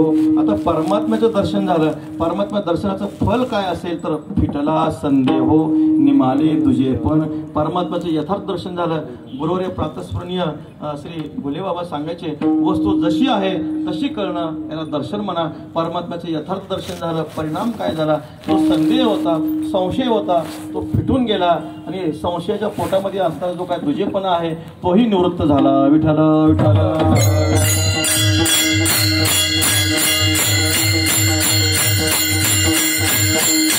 संदेह आणि जो काही दुजेपणा आहे, संदेह केव्हा निर्माण होत असतो? ज्ञानोबा म्हणतात जे अमृती परी नावडी ऐसे सावियाची अरोचक जे पडे ते मरण आले असे पुढे जाणवायची. त्यांचा विशेष सुखे रंजित जो ज्ञानेशीची माझे तो संशय अंगीकारायची तर भ्रांती नाही. संशय जरी पडला निभ्रांत जाणे नासला ऐक परत्र मुकला सुखासी गा साच लटिकी विरुद्ध आणि निकी संशय तो नोळके हिताहित. माऊली सांगतात संशय आणि थोर अनेक नाही पाप घोर हा विनाशाची वाघुर प्राणी असे जे अज्ञानाची गडद पडे तर हा बहुस्मनी वाढे सर्वथा मागो मोडे विश्वासाचा हृदय हाचीन समाये बुद्धी ती गेवसुनी ठाये ते संशयात्मक होय लोकत्रय. संशय काय करतो? संशय शब्दाचाच अर्थ आहे अज्ञान भ्रांती चिद चित ग्रंथी जी काय असतात बुद्धिभेद. हा बुद्धिभेद म्हणजे सगळे एकाचित नाव आहेत. आता आमचा संशय काय झाला? संशय निवृत्त झाला. संशय काय असतं? परमार्थ हा अज्ञानातून ज्ञानाकडे जाण्याचा मार्ग आहे. मग त्यामध्ये संशय निर्माण होतच असतात.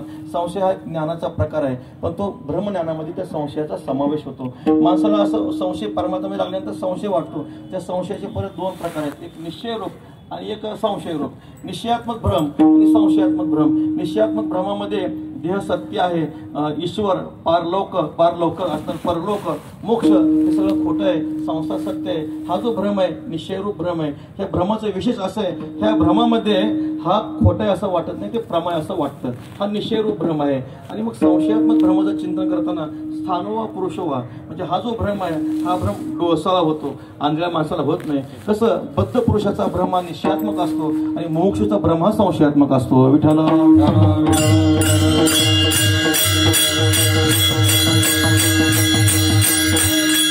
एका विशेषामध्ये अनेक विशेषणाचं ज्ञान होणं. एकस्मिन धर्मिनी विरुद्ध नाना धर्म व गाही ज्ञानम संशय हा म्हणजे याला संशय म्हटलं.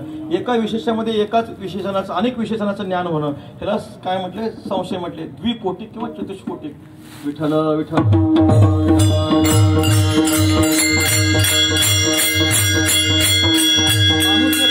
स्थानुत्व किंवा अस्थानुत्व, पुरुषाच्या ठिकाणी पुरुषत्व किंवा अपुरुषत्व, चतुष्कोटिक संशय सांगितला. संशय काय करतो? माणसाला दुःख देत असतो. संशय आहे तिथं माणसाला कधी सुख मिळत नाही. जे काही संशय निश्चयात्मक आणि भ्रमात्मक संशय, त्या संशयाचे परत दोन प्रकार केलेले आहेत, प्रमेयगत संशय आणि प्रमाणगत संशय. प्रमेय आणि प्रमाण जे वेदवाक्य आहेत मग ते जीव ब्रह्माचा अभेद प्रतिपादन करतात का भेद प्रतिपादन करतात हे जे काही सर्व आहे. प्रमेय संशयामध्ये आत्मगत आणि अनात्मगत. अनात्मगत संशय पुष्कळ आहेत. आत्मगत संशयामध्ये परत काय तत्पदार्थ गोचर त्वम पदार्थ गोचर संशय असे भिन्न भिन्न प्रकार सांगितले. आत्मा ब्रह्माहून भिन्न आहे का अभिन्न आहे? अभिन्न असेल तर सर्वदा आहे का मोक्षकाले? सर्वदा असेल तर आनंदादी ऐश्वर्यादी गुणवान आहे का तद्रहित आहे? आनंदादी ऐश्वर्याने युक्त असेल तर त्याचं गुण आहे का स्वरूप आहे? असे भिन्न भिन्न प्रकारचे संशय काय होतात अंतःकरणामध्ये निर्माण होत असतात. हे सगळे संशय घालवायचे. संशय गेले कशामुळे गेले? परमात्म्याच्या कृपेमुळे गेले. तुकाराम महाराज सांगतात पांडुरंगे सत्य केला अनुग्रह निरसोनी संदेह बुद्धिभेद.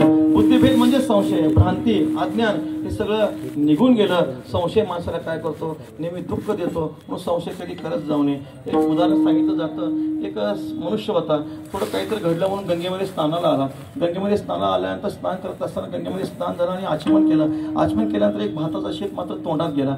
तोंडात गेल्यानंतर वाटलं अरे काय झालं समजत नाही, भाताचा शीत तोंडात कसं काय गेला. मग ते जिथून गंगेचा प्रवाह येतो उलट्या दिशेने वर जाऊ लागला. तिथे एक मातोश्री भांडे घासत होत्या. मग त्या मातोश्रीला म्हणतो आईसाहेब हे भांडे घासण्याची काही जागा नाही. तर मातोश्रीने सांगितलं मी बाहेरची आहे म्हणे, अशुची अवस्थेमध्ये आहे. त्याला आणखी वाईट वाटलं म्हणे ही मातोश्री बाई कुठल्या जातीची आहे आणि त्यात बाहेर बसलेली आहे. आता म्हटलं पहिलं पाप घालवलं मी गंगेमध्ये आलो, आता दुसरं पाप घडलं म्हणजे आता काय केलं पाहिजे? एका पंडिताकडे गेला. पंडिताकडे गेल्यानंतर पंडितजींना विचारलं असं असं घडले. तर पंडितजींना पण थोडंफार सेवा करणारा मनुष्य पाहिजेच होता. म्हणून सांगितलं काही नाही संन्यास घे म्हटले. आणि मग त्यांनी संन्यास घेतला. संन्यास घेतल्यानंतर एका गावामध्ये काही दिवस गेले. एका मातोश्रीने जेवणाचं आमंत्रण दिलं. जेवणाचं आमंत्रण दिल्यानंतर आता आपल्या गुरुंना घेऊन जायला पाहिजे. एकटाच गेला. जेवणा गेल्यानंतर जेवायला बसला. निम्मा अर्ध जेवण झालं. मातोश्रीने विचारलं, बाईने विचारलं महाराज एक प्रश्न विचारू का? राग तर येणार नाही ना म्हणे. नाही कसला राग येणार आहे विचारा म्हणे. पंगत खूप सुंदर झाली. आणि मग विचारलं सांगा म्हणे मला एक मुलगा आहे म्हणे. पण मी पूर्वी ब्राह्मण होते. ब्राह्मण असताना मला मुलगा झाला, पण आता मी मुसलमान धर्म स्वीकारला, मी आता मुस्लिमी झाले. माझा एक तुम्हाला प्रश्न आहे, मग त्या मुलाची मुंज करू का सुनता करू म्हटले. त्यांनी डोक्याला हात लावला, म्हणजे पहिलं पातक घालवण्यासाठी मी संन्यासी झालो, आता हे पातक कसं घालवायचं. डोक्याला हात लावून शांत बसला. बसल्यानंतर ते बाईसाहेब विचारतात, महाराज असं का शांत बसले, उत्तर द्या ना, उत्तर द्या ना. तो म्हणतो आता उत्तर काय द्यायचंय, मी विचार करतोय मरायचा, पण मरण्याच्या पूर्वी माझी समाधी बांधावी का थडगं बांधावं याचा विचार करतोय.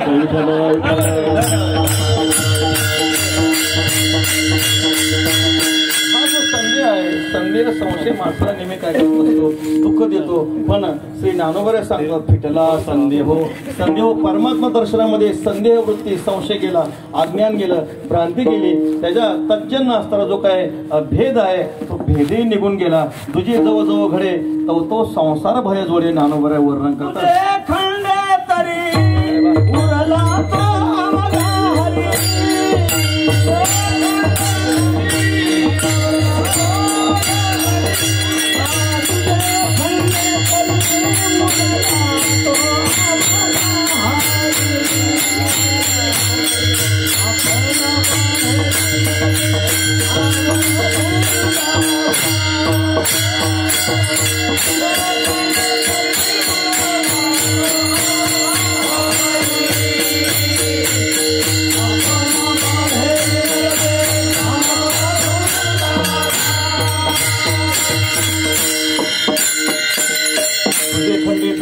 तो अवघा हरी आपणा बाहेरी न लगे ठाव झुंडावा.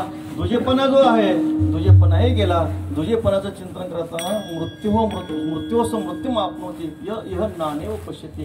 जो नानत्व पाहतो, भेद पाहतो, तो मृत्यूपेक्षा भयंकर मृत्यूला प्राप्त होतो. जीव ईश्वराचा भेद, जीव जीवाचा, जीव जडाचा, ईश्वर जडाचा, जडा जडाचा भेद आहे. पण ज्ञानोबा सांगतात, आता 5ही प्रकारचा भेद गेला.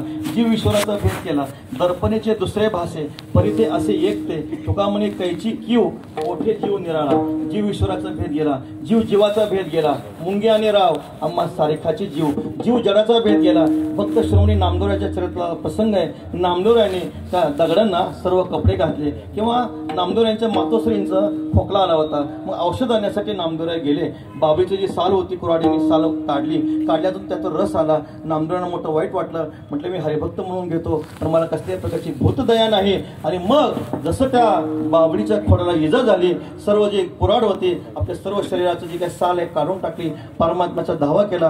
परमात्मा प्रकट झाले आणि प्रकट होऊन आईसाहेबाचा म्हणजे राजाई मातेचा, गोनाई मातेचा खोकलाही घालवला. नामदेवराचं शरीर पहिल्यासारखं केलं. म्हणजे पाषाणामध्ये सुद्धा, त्या खोडामध्ये सुद्धा काय झालं, परमात्मा दर्शन झालं. जीव जडाचा भेद गेला, जडाचा भेद गेला. सोने आणि माती आम्हा समाने चित्ती, किंवा ईश्वर जडाचाही भेद गेला. विठ्ठल विस्ताराला जनी, सप्तही पाताळे भरुनी, विठ्ठल व्यापक त्रिभुवनी, विठ्ठल मुनी मानसी.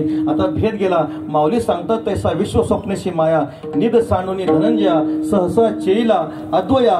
नंदपणे जो चेले आपले ज्ञान, जैसे नाहीचे होय स्वप्न, तैसे स्फूर्ती त्रिभुवन जया वाव झाले. हाती घेतली या माळा, फिटे सर्पा भासाचा कंटाळा. तैसा माझेने बोधे टवळा, नागवी जो लेणे सोनेची जो जाणे, तो लेणे पण ते वाव म्हणे. तेव्हा मी जाणून जेणे वारीला भेद गेला.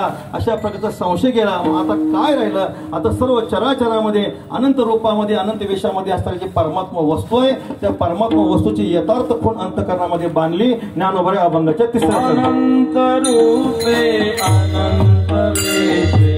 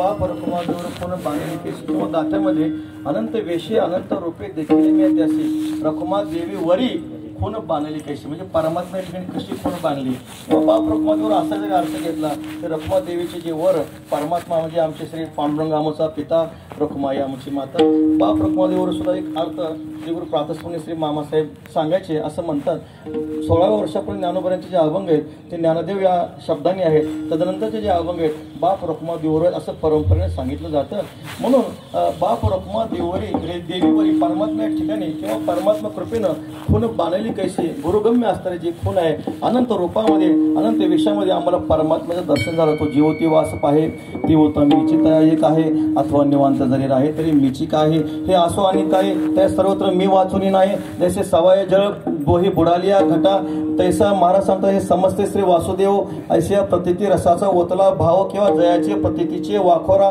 पवाड होय चराचरा सर्व जड चेतन वस्तूमध्ये परमात्मा स्वरूपाचा ज्ञानाचा डोळा डोळसा माझी डोळसुतू विरेशा स्तुती नोहे बहुवसा भाग्याचा तो जरी जगत भिन्न असलं तरी त्या भिन्न जगामध्ये परमात्म्याचं यथार्थ दर्शन झालं योगिया दुर्लभ तुम्ही देखीला साजनी देखीला ज्ञानोबराय म्हणतो आम्ही त्या परमात्म्याला पाहिलं आता थोडं असं आहे योग्यानं दुर्लभ ज्ञानोबराने सांगितलं वेळ संपत आलेला आहे पण गीतेमध्ये तर असं म्हटलंय योग्यालाच परमात्मा वस्तू सुलभ आहे तस्याम सुलभ पार्थ नित्य युक्तसे योगिना हा परमात्मा वस्तू योग्यालाच सुलभ आहे असं गीतेमध्ये भगवंताने सांगितलं किंवा योगी निर्वाण परमाम असा जो योगी आहे तोच परमात्मा दर्शन करू शकतो ज्ञानोबराय म्हणतात योग्याला तो परमात्मा कसा आहे दुर्लभ आहे आणि दुसरी शंका अशी आहे त्या परमात्म्याला पाहता येतं का दृश्यपणे देखीजे का नियत्वे जाणीजे अमुके ऐसे म्हणजे तेजे नव्हे डोळ्याने परमात्म्याला पाहता येत नाही अशी ती परब्रह्म वस्तू आहे आता योग्यानं दुर्लभ आहे असं म्हणण्याचं तात्पर्य योग शब्दाचा अर्थ भिन्न भिन्न प्रकाराने भिन्न भिन्न शास्त्रामध्ये वेगवेगळ्या प्रकारचा आहे रूढ अर्थ जर आपण घेतला की तर हटयोगी असा घ्यावा अष्टांगादी संकटी योगी शिलता ती किरीपरी अवसर नाही भेटी जयाची क्लेशोधिक तरस तेशाम अव्यक्तासक्त चेतसाम गीतेमध्ये जिथे जिथे योगाच्या द्वारे परमात्मा दर्शन झाले असा शब्द येतो तिथे तिथं योग शब्द हा अनन्य भक्ती किंवा ज्ञानवाचक आहे विठ्ठल विठ्ठल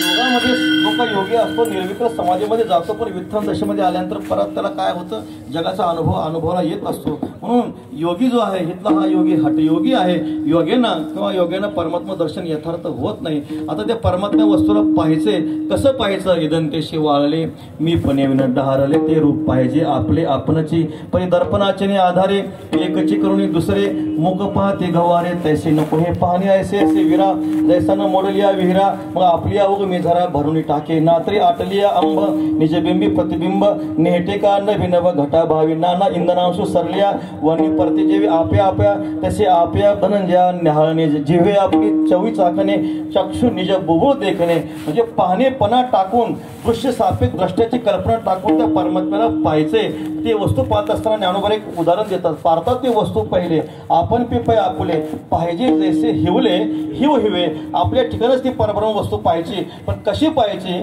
थंडीचा दृष्टांत दिला थंडीने थंडी थंड व्हावी त्या त्रिपुटीमध्ये जशी थंडी एक रूप आहे तसं दृश्य द्रष्टा दर्शन हे त्रिपुटी जिथं एकरूप होऊन जाते किंवा 18व्या अध्यायामध्ये म्हणतात मग देखीजे ना न देखीजे ऐशी जी दशा निपजे ते दर्शन माझे साचोकारे तो हरी श्रीहरी पाहिला डोळे बरे पाहता पाहणे दोरे सारुनिया दृश्य सापेक्ष द्रष्ट्याची कल्पना टाकून जे दर्शन आहे ते यथार्थ दर्शन आहे आणि ते दर्शन आम्हाला झालं त्याचा परिणाम असा झाला अनंत रूपे अनंत वेशे देखील मी त्यासी बाप रुक्मा देव रखून बाणली कैसी ज्ञानेश्वर